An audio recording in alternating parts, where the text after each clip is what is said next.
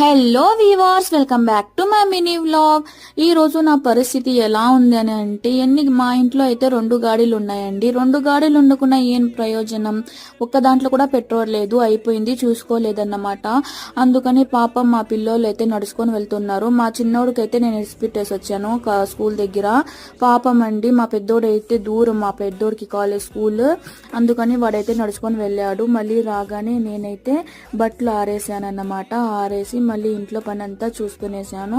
అయ్యో, మా డాడీ ఏమో బుక్ జెరాక్స్ చేయించుకుని రమ్మని చెప్పింటే నేనైతే మర్చిపోయాను. మళ్ళీ మా డాడీ ఫోన్ చేసి ఏమ్మా వెళ్ళావా అన్నారు. లేదు డాడీ వెళ్తానని చెప్పి మళ్ళీ ఇక్కడికి వస్తే జెరాక్స్ చేయించుకొని వస్తా ఉన్న దారిలో మా చిన్నోనికి పిలుచుకొని వస్తుంటే దొండి ఇలా ఎక్కడికైనా వెళ్తే చాలు ice cream, chocolate, biscuit, Kurkure ఇవే చాలండి.